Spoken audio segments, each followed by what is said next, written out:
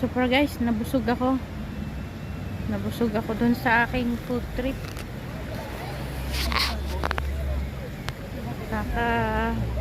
Nakakaano rin.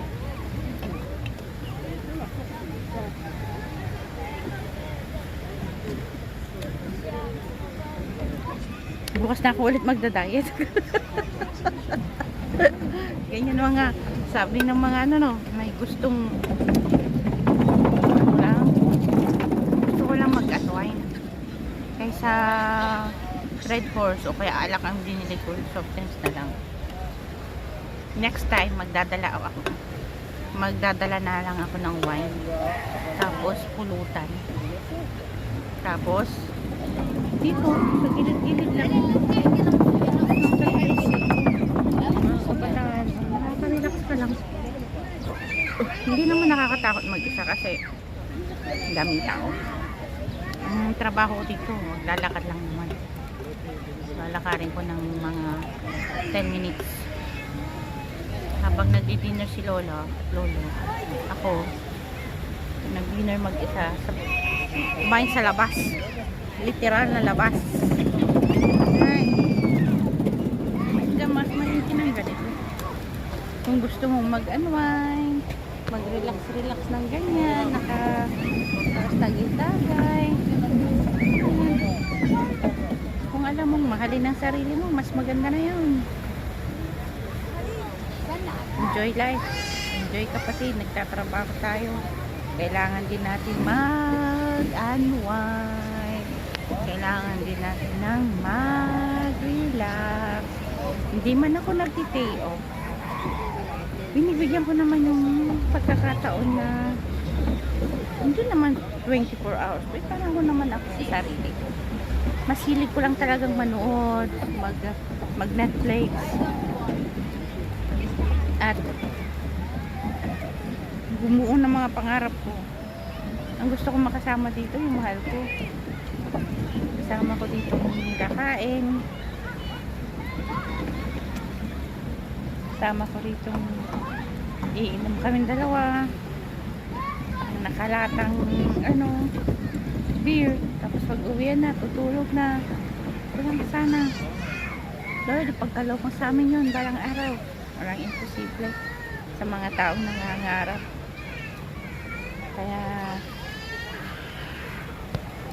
salamat sa kunting pahinga, salamat sa kunting pag-relax, nakatingin sa langit. Doon ng nanay at tatay ko. Cheers mang pang. Sana bantayan mo ako palagi, kaming lahat ng mga anak ko. Miss ko ng magulang, sobrang miss ko sila, pero laban lang, kasi kung hindi tayo lalaban, walang mangyayari. Kaya ramdamin ang pagre-relax lang ng isang luwa ng sulit, isang caregiver dito sa Israel. Kailangan ng konting self-love, self-enjoyment, and pinaka-importante, self-peace. Kailangan mo talaga ng peacefully mind. Kaya sa mga kapatid ko dyan, salamat sa lahat. May nakikita akong aeroplano, balang araw kita Tagamo, balang araw sasakay ulit ako dyan para makita yung mga tao mahal ko soon. Taagay mo yan, Ruway na Sulibet. Lalakad-lakad ako mamaya pagpatunaw. So maaga-aga pa naman, lang naman ang bahay ko rito. Marami akong magagandang memories dito guys. Marami rin akong mga nakasama dito, mga tao, mga kaibigan na kinasama ko rito pag tuwing nag-day off, nag-day off pa ako. Ngayon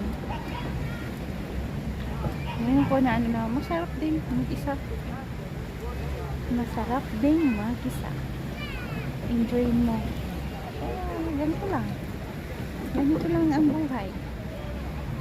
Kaya hanggang sa muli nating pagkikita, ang inyong kaibigan na suruan na sulaban ay magsasabing, mahalin mo ang sarili mo, importanteng mahalaga.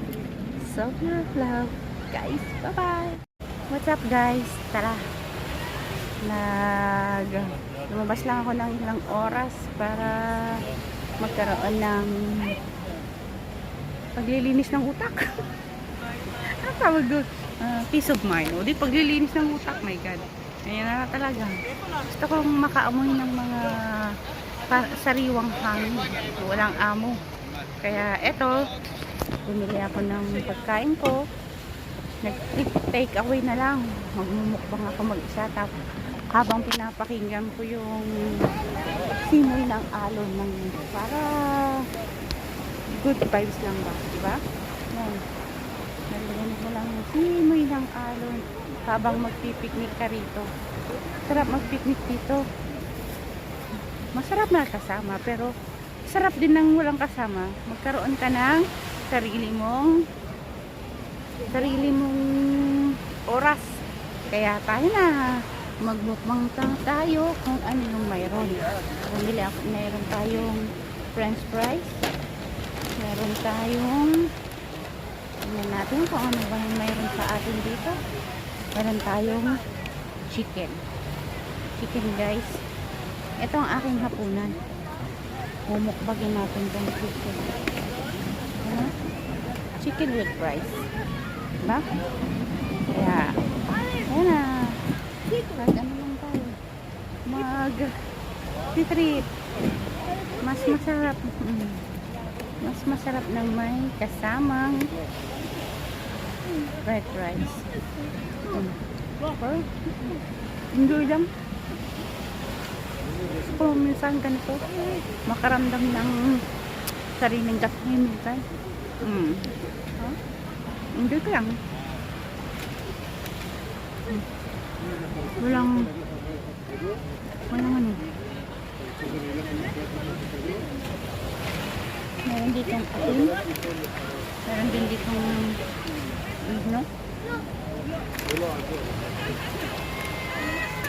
meron tayong itong asin. Kaya ano muna natin.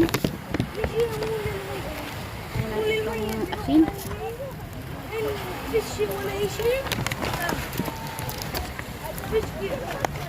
I-shake natin para may asin. Bawal ko siya nagdalit, pero escape muna.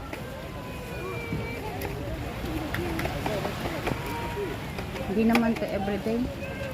Escape muna, guys, sa pagkakain kasi